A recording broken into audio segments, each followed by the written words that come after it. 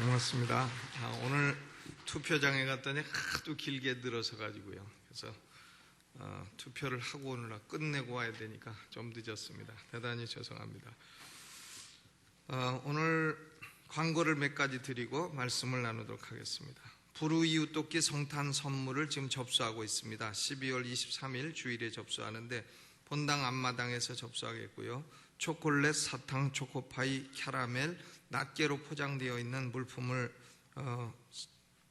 보내주시면 되겠습니다. 교회 학교와 그리고 서울역 노숙자 군부대 사회복지단체에 보내도록 하겠습니다. 그리고 DNR 카페 오픈 5주년 기념 크리스마스 파티를 이번 토요일 저녁 5시에 하겠습니다. 간단한 저녁 식사가 준비되어 있고 완전 프리입니다. 공짜니까 오셔서 많이 드시기 바랍니다. 여전도 연합회 원례회가 이번 금요일 10시 반에 있겠습니다. 그리고 수양관 산상 축복성회가 서권태 목사님, 박원영 목사님, 손인웅 목사님, 명성원 목사님 이렇게 모시고 1월 1일 저녁부터 1월 3일 저녁까지 있겠습니다. 그리고 오늘 수요 중보 기도회는 휴일인 관계로 없습니다. 그렇게 하시기를 바랍니다. 그리고 점심에 80일 여전도의 주관으로 선교와 구제를 위한 목적으로 팥죽을 판매합니다. 팥죽. 맛과 영양, 정성이 가득하다 하니까 많은 관심을 부탁드립니다. 팥죽. 오늘 야고보서 1장 9절로 12절 낮은 형제와 부한 형제 이런 말씀을 준비하면서 제가 왜 마음에 우스운 생각이 들었냐면 이런 말이 있죠. 사람이 60살 되면 배운 놈 못 배운 놈 똑같다. 여자는 한 글자만 딱 바꾸면 되니까 그건 여러분이 바꾸시고 70살 되면 잘생긴 놈 못생긴 놈 똑같다. 70살 넘어가면 잘생긴 놈 못생긴 놈이 똑같다네요. 80살 넘어가면 힘 있는 놈 힘 없는 놈이 똑같다네. 여자는 한 글자만 바꾸세요. 90살 넘어가면 병원 있는 사람이나 집에 있는 사람이나 똑같다네. 90살 넘어가면 100살 넘어가면 죽은 사람이나 산 사람이나 사실 인생이 이렇게 60, 70 자꾸 넘어갈수록 이렇게 별 차이가 없어지는 것 같습니다. 공부를 많이 해도 80살 넘어가면 90살 넘어가면 다 그분이고 그 말이 그 말이고 지혜도 다 그렇고 또 90살 넘어서 나 이쁘다 그래봐야 다 그분이고 다 그렇지 않습니까? 오늘 야고보서 1장 9절로 12절 말씀을 중심으로 해서 낮은 형제와 부한 형제라 하는 제목으로 말씀을 나누도록 하겠습니다. 야고보서 1장의 주제는 시험을 만나게 되면 어떻게 해야 되느냐 그런 주제를 다루고 있습니다. 온전히 기쁘게 여겨라. 시험 만나면 기쁘게 여겨라. 어려움을 만나면 온전히 기쁘게 여겨라. 그리고 시험을 이길 수 있는 하늘의 지혜를 구해라. 그러면 하나님이 후히 주시고 꾸짖지 아니하신다 하는 말씀이 쭉 계속되고 있습니다. 그런데 느닷없이 낮은 형제와 부한 형제, 낮은 형제는 높음을 자랑하고 부한 형제는 낮아짐을 자랑하라. 왜 이런 말씀이 나오느냐? 빈부의 문제, 재물의 문제, 세상 지위 고하의 문제, 왜 이런 게 갑자기 느닷없이 나오느냐? 그것은 이 빈부의 문제라든가 혹은 지위 고하의 문제라든가 이런 것이 사람에게는 큰 시험의 원인이 되기 때문에 그렇습니다. 돈 문제 그리고 권력 지위 문제 이것이 큰 시험의 원인이 되는 것입니다. 보면 떨어질 게 뻔한데도 나오는 사람 매번 나오는 사람은 왜 나오는지 알 수가 없어요. 아주 뻔짠데도 5억씩 내고 나오는 거 보면 그것이 꼭 될 것 같은 시험에 드는 거예요. 누구라고는 제 얘기 안 했어요. 누구라고는 얘기 안 했으니까. 그런데 뻔합니다. 그건 삼척 동자가 봐도 뻔한데 본인은 될 것 같은가 봐요. 본인은. 그러니까 나오겠죠. 본인은 된다고 확신을 하고 하나님의 음성도 듣고 그러니까 나오겠죠. 그런데 참 거딱합니다. 그러니까 이 지위의 문제, 권력의 문제, 재물의 문제 이런 것들은 사람에게 큰 시험거리가 되기 때문에 시험 문제를 다루면서 시험이라는 문제를 다루면서 야고보서 1장에 이것을 말씀하고 있지 않는가 생각이 됩니다. 야고보는 사도가 아니고 예수님의 동생이었는데 야고보가 이 야고보서를 기록하면서 빈부의 문제라든가 지위 고하의 문제 이런 것도 현세적인 관점으로만 다루어서는 안 된다. 영원이라고 하는 관점에서 생각을 해야 된다 하는 것을 말하고 있습니다. 먼저 빈부에서 오는 시험은 어떤 것인가 이것을 먼저 생각을 해보겠습니다. 야고보서는 특별히 가난한 사람, 부유한 사람 이런 문제를 이 짧은 책에서 4번이나 다루고 있어요. 오늘 본문에도 다루고 있고 2장은 온통 다 그런 얘기고 2장 1절로 7절 또 2장 15절 16절 그리고 5장 1절로 6절 이렇게 해서 4번씩이나 빈부의 문제를 다루고 있는 것입니다. 물론 여기서 야고보가 말하는 것은 가난한 자라고 해서 교회에서는 멸시해서는 안 된다 하는 걸 말하는 거죠. 또 부자는 가난한 자에게 품삯을 제대로 주어야 된다 이런 문제를 말하는 것입니다. 주로 가난한 자의 편을 들어주고 있는 것으로 보입니다. 그러니까 야고보는 가난한 자가 부자한테 잘해라 이런 얘기는 안 써 있고 부자가 가난한 자에게 잘해라 이런 얘기는 많이 쓰고 있어요. 그러니까 가난한 자 편을 들고 있는 것 같습니다. 그러나 성경은 가난한 자는 모두 의인이요 부자는 모두 악인이라 이런 이분법을 사용하고 있지는 않습니다. 하나님을 따르는 믿음의 조상들 가운데 대부분 부자가 많았어요. 아브라함도 부자고 의인이고 부자고 이삭도 부자고 야곱도 부자였고 욥도 의인이며 부자였고 다윗도 의인이며 믿음의 사람이며 대단한 부자였고 왕이었으니까 솔로몬도 하나님의 사랑을 받은 사람이면서 부자였습니다.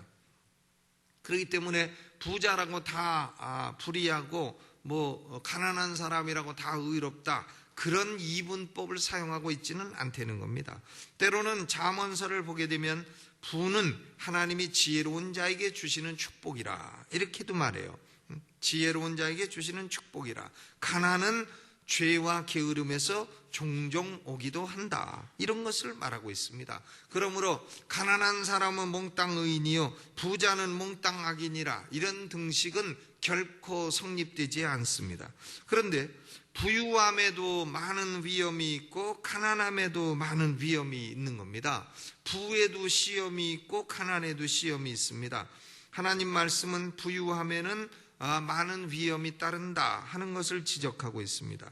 디모데전서 6장 9절로 10절을 보면 부하려 하는 자들은 시험과 울무와 여러 가지 어리석고 해로운 정욕에 떨어지나니 곧 사람으로 침륜과 멸망에 빠지게 하는 것이라.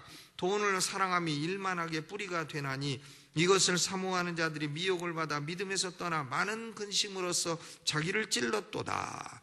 그러니까 돈을 사랑하는 것은 돈을 버는 건 괜찮아요. 그러나 돈을 사랑함은 악의 뿌리가 되어 미혹을 받아 믿음에서 떠나고 근심으로 자기를 찌른다. 그러니까 이것은 돈에 따르는 위험을 말하고 있는 것이죠. 악하고 해로운 정욕에 떨어진다. 그러니까 가난할 때야 생각도 못하던 죄를 돈이 있으면 짓게 되고 이러는 사람들이 많이 있습니다. 또 잠언 28장 11절을 보면 부자는 자기를 지혜롭게 여겨도 명철한 가난한 자는 그를 살펴 아느니라. 부자는요 스스로 자기가 지혜롭다 그래. 그런데 가난한 사람이 보면 밑에서 명철하고 가난한 사람 보면 아유 저런 멍청이 저게 뭘 스스로 지혜롭다고 생각하고 있네. 아 저런 얼간이 이렇게 생각하는 수가 많이 있다는 겁니다.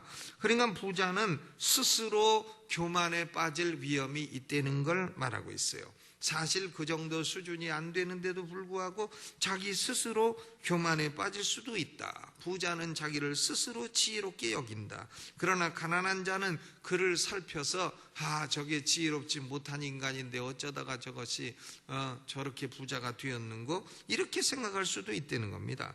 그러니까 부의 위험은 이렇게 그 헛된 교만에 빠질 위험도 있다 하는 거죠. 잠언 15장 27절에는 이의를 탐하는 자는 자기 집을 해롭게 하나 뇌물을 싫어하는 자는 사느니라 그랬어요. 그러니까 이의를 탐하는 자, 탐심의 죄에 빠져서 자기 스스로 자기 집을 해칠 수도 있다는 겁니다. 탐심에 빠져서 뇌물을 좋아하고 뇌물을 받고 그러다가 직장에서 떨어지고 망신당하고 집을 망하게 하고 그럴 수가 있다는 거예요. 그러니까 이 부라고 하는 것은 결국은 탐심, 부가 있는 사람이 더 욕심을 부리고 탐심을 내게 할 수가 있다. 그런 위험이 있다 하는 거죠. 또 잠언 30장 9절 아굴의 기도를 보게 되면 혹 내가 배불러서 하나님을 모른다 여호와가 누구냐 할까 하오며 그랬어요. 배가 부르니까 하나님 모른다 여호와가 누구냐 이렇게 할 우려도 있다는 겁니다. 잠언 11장 28절에는 자기의 재물을 의지하는 자는 패망하려니와 의인은 푸른 잎사귀 같아서 번성하리라. 그러니까 하나님 의지하지 아니하고 자기 재물 의지할 위험이 있다는 겁니다. 부에는 이처럼 많은 위험이 따른다는 거예요. 부는 악한 정욕을 일으키기도 하고 교만을 일으키기도 하고 탐심을 일으키기도 하고 하나님을 의지하지 않고 자기 재물을 의지하는 이런 위험이 있다는 겁니다. 이것이 부에 따르는 여러 가지 시험이에요. 그런데 가난함에도 따르는 위험이 많습니다. 가난함에도요. 가난한 사람은 잠언 10장 15절에 보면 부자의 재물은 그의 견고한 성이요 가난한 자의 궁핍은 그의 패망이니라 그랬어요. Destroy his life 이렇게 되어 있습니다. 가난이라고 하는 것이 그 사람 인생 자체를 파괴할 위험이 있다는 겁니다. 가난하면 잘못하면 너무 절망하고 너무 낭망하고 해서 집 뛰쳐나가고 노숙자도 되고 인생이 파괴되고 이럴 위험이 있다는 거예요. 가난에는 위험이 많아요. 또 잠언 19장 4절을 보면 재물은 많은 친구를 더하게 하나 가난한 즉 친구가 끊어지느니라. 잠언 19장 7절에도 가난한 자는 그 형제들에게도 미움을 받거든 하물며 친구야 그를 멀리 아니하겠느냐. 가난하면요 형제들에게도 미움을 받아요. 뭐 명절날 될 때 큰형은 얼마 내고 둘째 형은 얼마 내고 셋째 형은 얼마 내는데 너는 얼마 낼래? 그래 없어요. 그러면 아이고 이런 해갖고 또 왕따 당하고 해서 형제에게도 왕따 당하고 미움 당하고 그럴 수 있다는 겁니다. 하물며 친구들이야 어떠하겠느냐. 돈 있을 때야 뻔질나게 찾아오는 친구도 돈 떨어지면 그만 발 딱 끊고 내가 언제 네 친구냐 이런 것이 세상이란 말이죠. 그러니까 가난으로 말미암아 형제 관계나 친구 관계에 금이 갈 우려도 있다. Destroy relationship. 그러니까 자기의 삶 자체를 파괴하고 관계도 파괴하고 이렇게 된다는 거예요. 그래서 또 잠언 30장 9절 후반에 보면 혹 내가 가난하여 도적질하고 내 하나님의 이름을 욕되게 할까 두려워함이니이다. 도적질할 위험에 빠지게 된다는 거예요. 가난하면. 여러분 가난해서 먹고 살 게 없으면 어떻게 하겠어요? 도적질 하겠어요? 안 하겠어요? 가족을 먹여 살릴 길이 없다. 어떻게 합니까? 예? 굶어 죽여야 된다. 어떻게 합니까? 예, 전 대답 안 할랍니다. 예. 그거 도적질할 위험이 있죠. 있습니다. 왜? 죽는 것보다야 도둑놈 되는 게 낫지. 그러니까 그럴 위험이 있다는 거예요. 가난은 참 위험이 많습니다. 삶을 파괴할 위험, 관계를 파괴할 위험, 도적질할 위험, 그리고 이 가난은 하나님의 훈계마저 저버릴 위험이 있어요. 너무 가난해서 그만 믿음 생활도 저버릴 우려도 있는 겁니다. 잠언 13장 18절에 훈계를 저버리는 자에게는 궁핍과 수욕이 이르거니와 하나님의 훈계를 저버릴 수도 있는 거다 하는 거예요. 그러니까 가난함에는 여러 가지 위험과 시험이 있습니다. 부유함에도 여러 가지 위험과 시험이 있는 것입니다. 그런데 그러면 가난한 사람은 어떻게 이 가난에서 오는 시험을 극복할 수 있느냐? 거기 9절에 보니까 낮은 형제는 자기의 높음을 자랑하라 그랬습니다. 자기의 높음을 자랑하라. 가난이 축복이 되는 경우도 많다는 것을 성경이 말하고 있어요. 가난이 위험도 있지만 축복도 됩니다. 누가복음 6장 20절에 보면 예수께서 눈을 들어 제자들을 보시고 가라사대 가난한 자는 복이 있나니 하나님 나라가 저희 것이며 21절에 이제 줄인 자는 복이 있나니 너희가 배부름을 얻을 것임이라 그랬습니다. 예수님은 가난 자체를 축복이라고 말씀하지는 않습니다. 가난 자체는 축복은 아니에요. 먹을 게 있어야 축복이지, 먹을 것도 없는데 무슨 축복이 되겠어요. 가난 자체는 축복이 아니에요. 그런데 가난이 원인이 돼서 하나님을 의지하고 하나님의 필요를 알고 하나님을 찾고 하나님을 체험하고 하나님께 기도하게 되고, 그러면 그것이 축복이 된다는 겁니다. 가난해서 하나님을 찾았어요.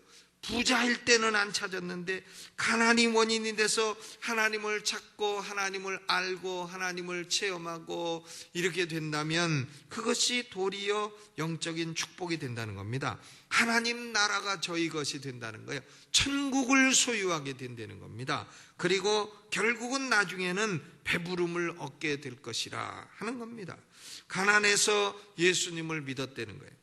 예수님을 믿고 하나님의 자녀가 되고 천국을 소유하게 되고 성령을 선물로 받게 되고 로마서 8장 17절 말씀대로 그리스도와 함께 만유의 후사 공동 상속자가 되었다. 그러면 가난해서 영적인 축복을 받고 영적인 축복을 받고 보니까 나중에는 물질적인 축복까지 궁극적으로 따라오더라, 그 말입니다. 그러므로 가난이 이런 경우에는 도리어 축복이 되는 거예요. 신분상으로는 하나님의 자녀, 왕의 자녀라고 하는 높은 지위를 얻게 되는 것입니다. 그러므로 야고보는 말을 합니다. 낮은 형제는 자기의 높음을 자랑하라. 여러분, 가난한 분들은 나는 비록 이 땅에서 잠깐은 가난하지만 나는 하나님의 자녀다. 왕왕왕왕 나는 왕이다. 공공공공 나는 공주다. 그런 노래도 있잖아요. 왕왕왕왕 나는 왕이다. 하나님 나라에 나는 왕이다. 아멘. 뭐 아멘이 없으시네. 공주님들이 많으셔서 그러신가. 공공공공 나는 공주다. 하나님 나라에 나는 공주다. 그러니까 비록 잠깐은 가난하고 잠깐은 배고파도 결국 우리는 하나님의 아들 딸들이라는 왕의 자녀라는 대단히 높은 신분을 갖게 되는 것입니다. 그러므로 세상에서 일시적인 재물이나 지위가 조금 부족하다고 기죽어 살지 말라는 겁니다. 영적으로는 높고 영원한 것에 있어서는 부유한 것에 긍지를 가지고 자랑하라는 말씀입니다. 고린도전서 1장 26절에서 29절에도 하나님의 택함받은 사람들이 세상의 일시적인 것에 있어서는 약하고 미련하고 천하고 멸시받는 경우가 많다고 말씀합니다. 하나님의 택함받은 사람은 세상에 약하고 미련하고 천하고 멸시받는 사람이 많다는 거예요. 그 이유가 뭐냐? 하나님이 택한 자들을 세상에서 왜 그렇게 하나님이 만들어 놓으시느냐? 그 이유는 고린도전서 1장 29절이죠. 이는 아무 육체라도 하나님 앞에서 자랑하지 못하게 하려 하심이라 그랬어요. 그러므로 하나님은 성도들이 이 세상 것 가지고 자랑하는 거 원치 않으십니다. 돈 많다고 자랑하고 이런 거 원치 않으시죠? 학벌 좋다고 자랑하고 문벌 좋다고 자랑하고 잘생겼다고 자랑하고 지위 높다고 자랑하고 이런 것을 하나님이 이런 자랑은 원치를 아니하신다, 그 말이죠. 그러니까 60살 넘으면 나 그거 자꾸 잊어먹어요. 60살 넘으면 배운 사람 안 배운 사람 똑같고 70살 넘으면 잘생긴 사람 못생긴 사람 똑같고 80살 넘으면 힘 있는 사람 힘 없는 사람 똑같고 90살 넘으면 병원 있는 사람 집에 있는 사람 똑같고 100살 넘으면 죽은 사람 산 사람이 똑같다 그러죠. 그러니까 세상 것 가지고 자랑해봐야 그거 시간이 얼마 가지 않는 유효기간이 얼마 안 된다 하는 겁니다. 도리어 자랑하고 싶으면 예수를 자랑하고 하나님을 자랑하라는 거예요. 고린도전서 1장 31절 기록된 바 자랑하는 자는 주 안에서 자랑하라 함과 같게 하려 함이니라 그랬어요. 주 안에서 자랑하라. 주 예수 안에서 돈 많은 거 이런 거 자랑하라는 게 아니에요. Boast in the Lord. 이게 자랑한다는 건 전치사 in을 따르는 겁니다. 예수를 믿는다는 것도 believe in the Lord. 그게 예수 안에서 믿는다는 게 아니라 예수를 믿는다는 거예요. 그러니까 boast in the Lord. 이건 주님 안에서 자랑한다는 게 아니라 주님 자체를 자랑한다는 것입니다. 여러분 자랑하고 싶으면 주님을 자랑하시기를 주의 이름으로 축원합니다. 뭐 있어도 그저 없는 것처럼, 없어도 있는 것처럼 살려는 거예요. 이 없어도 남느니 돈이요 쌓이느니 재물이라 이러고 살려는 거예요. 있어도 뭐 있다고 너무 폼잡지 말라는 것이고요. 있으나 없으나 그게 가봐야 시효 유효기간이 얼마 안 된다는 것입니다. 그러니까 잠시 잠깐 들의 꽃과 같고 잠시 있다 없어지는 안개 같다는 겁니다. 이 하나님이 우리에게 말씀해 주신 교리 가운데 무조건적 선택, unconditional election의 교리가 중요한 이유도 그겁니다. 우리는 이 무조건적 선택의 교리는, 칼빈이 가르친 교리는 우리 안에 선택받을 만한 아무런 조건이 없다는 거예요. 그렇기 때문에 자기 안에 있는 것을 자랑할 것이 없다는 겁니다. 그런데 뭐 인간이 자유의지로 구원을 받았다든가 선행을 해서 구원에 기여했다든가 이러면 인간 안에 자랑할 것이 있게 되는 거예요. 내 자유의지를 자랑하든지 선행을 자랑하든지. 그렇기 때문에 이것은 하나님이 미워하시는 교리가 되는 것입니다.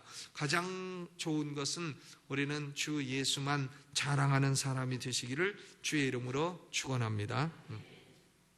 그러면 부요한 자는 어떻게 해야 부로 인한 시험에 빠지지 않게 되느냐? 10절에 보니까 부한 형제는 자기의 낮아짐을 자랑할지니 이는 풀의 꽃과 같이 지나감이라 그랬어요.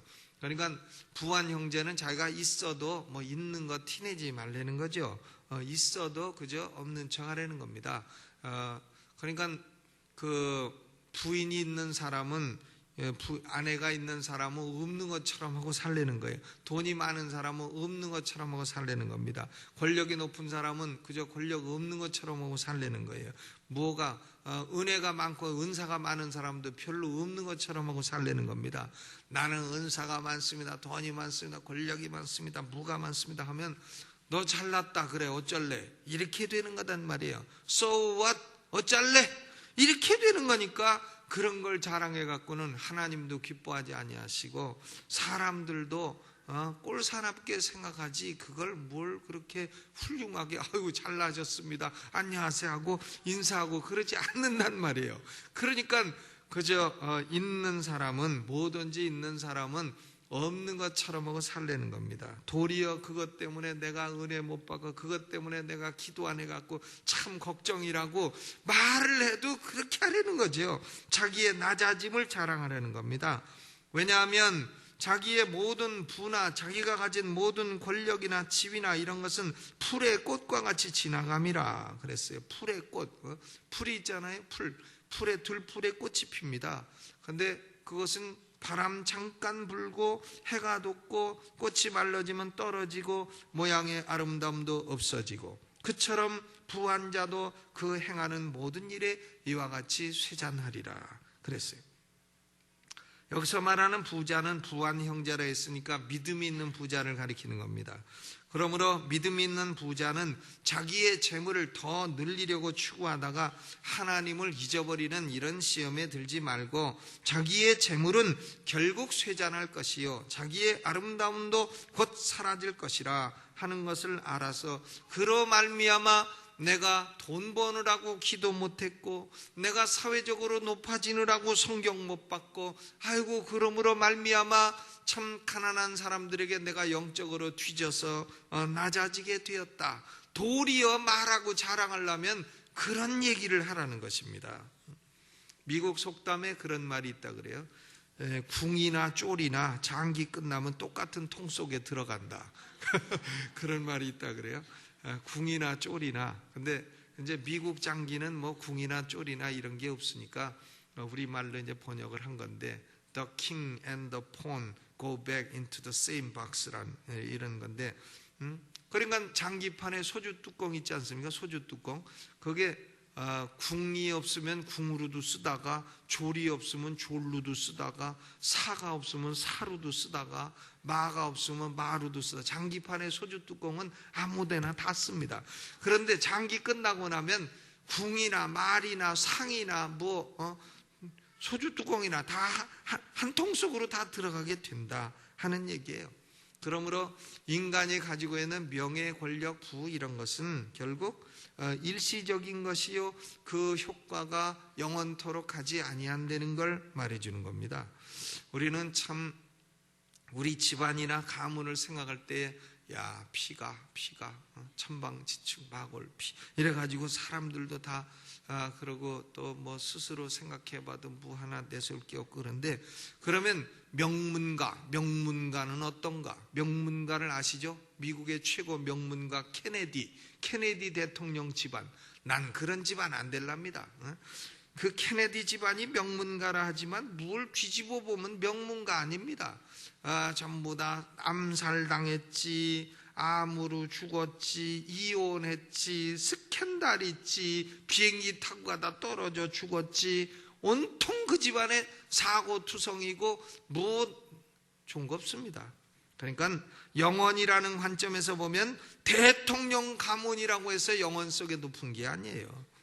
도리어 참 낮은 것입니다. 그러므로 부는 일시적인 것이요 쇠잔할 것이요 사그러질 것인데 그것을 추구하느라고 내가 영적인 일에 낮은 자가 되었다 하는 것을 깨닫고 도리어 얘기하려면 그런 얘기를 하는 것이 옳다. 이것이 야고보가 하는 말입니다. 부와 권력과 세상 지위는 참으로 성도에게는 유혹거리가 되는 것이요 시험거리가 되는 겁니다. 어떤 목사님이 부목사들 불러다 놓고 10억 주면 뭐 할래? 그러니까 대답하는 게 가만히 생각하다가 목회 때려치지요. 딱 그랬다는 얘기 아니야.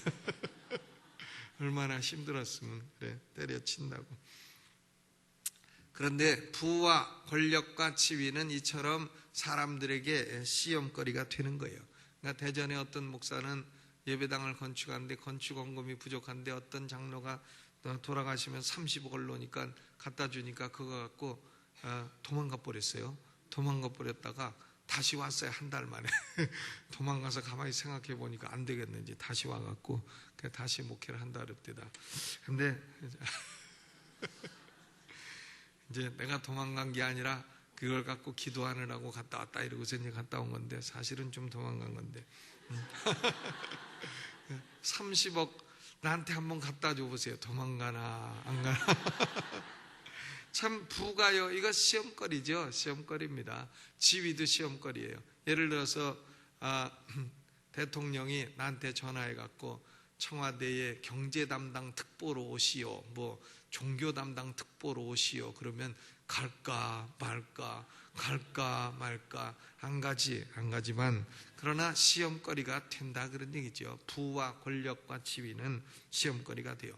대통령 4년 한 다음에 너 죽인다. 그래도 한다는데요, 사람들이요. 그래도 하려고 나온다는 겁니다.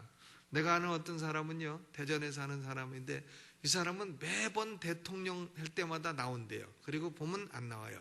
그래서 그 사람 전화에다가 전화하면 자동응답기가 뭐냐면 대통령 후보 누구누구 전화입니다. 이렇게 나와요. 그리고 등록할 때 보면 돈 없어서 안 해. 5억 없어서 안 합니다. 그런데 뭐 1년 전부터 그 사람 자동응답기는 대통령 후보야. 아무도 그 사람 나오면 5표도 안, 자기 집안 식구도 안 찍어. 그런데도 대통령 후보 누구누구 전화다. 이렇게. 아마 그게 자기가 전화해서 딱 들으면 자기도 기분이 좋은가 봐, 그게. 그러니까 그렇게 해놓습니다. 참. 그런데요, 우리는 이 부와 권력과 세상 지위에서 오는 이 시험과 유혹을 참고 이겨내고 그리고 주님으로부터 옳다, 네가 그런 걸 어려운 걸 이겨냈구나, 옳다 인정하심을 받으면 그 사람은 생명의 면류관을 얻을 것이라 그랬습니다. 우리가 일시적인 것과 영원한 것의 가치가 대립되면 영원한 것을 선택하시기를 주의 이름으로 축원합니다. 물질적인 것과 영적인 것의 가치가 대립되면 영적인 것을 선택하십시오. 현세와 내세의 가치가 대립되면 내세를 선택하시기 바랍니다. 그러나 인간은 죽는 순간까지도 현세와 물질에 집착하는 존재입니다. 조지 위필드라는 영국의 18세기 대부흥사가 있었어요. 그의 설교에 이런 얘기가 나옵니다. 두 사형수가 사형 집행을 당하러 형장으로 가는 날이에요. 사형수가. 그런데 형장에 가는데 이제 차를 타고 가는 겁니다. 차를 타고 가는데 두 사형수가 싸우는 거예요. 야 임마, 내가 너보다 선배인데 내가 오른쪽에 앉아야지, 네가 왜 오른쪽에 앉아있냐, 이래가지고 누가 오른쪽에 앉느냐 가지고 그날 사형 집행될 사람 둘이 거기서 뚝딱거리고 싸우더라는 겁니다. 서로 차 오른쪽 편안한 데 앉으려고. 1시간 뒤면 죽을 사람인데도. 그러니까 참 희한하죠. 또 어떤 그런 얘기도 있지 않습니까? 어떤 사람이 인생을 비유하는데 줄을 잡고 흰 줄 검은 줄 잡고 있는데 흰 줄은 낮이고 검은 줄은 밤이고, 그런데 쥐가 와서 줄을 다 갉아먹어 가지고 거진 다 끊어질 때가 되었는데 보니까 그 바위 틈에서 꿀이 흐르고 있다라는 거예요. 그러니까 줄은 다 끊어지는데 그 꿀 먹으려고 더 힘을 주고 줄을 잡아당기는 그런 모습이 바로 인생이다, 이런 얘기도 있습니다. 야고보의 말대로 4장 14절, 우리 생명은 잠깐 보이다가 없어지는 안개입니다. 잠깐 보이다가 없어지는 안개예요. 오늘 아침도 가서 초상집에 갔다 왔고, 또 예배 마치고 초상집에 가야 됩니다. 노인숙 권사님의 남동생이 소천했어요. 그래서 가야 됩니다. 근데 우리는 인생은 참 안개입니다. 이 안개 같은 인생 살아가는 동안에 너무 물질적인 것에 집착하지 마시고, 그리고 일시적인 것에 너무 집착하지 마시고, 그거 좀 없다고 기죽지 마시고, 있다고 폼잡지 마시고, 우리는 그런 것은 다 쇠잔하는 것이라, 들의 꽃과 같은 것이라 하는 것을 깨닫고 하나님을 사랑하고 영원을 바라보며 사는 성도들 되시기를 주님의 이름으로 축원합니다. 우리 찬송 부르면서 준비한 헌금 있으시면 헌금하시기 바랍니다.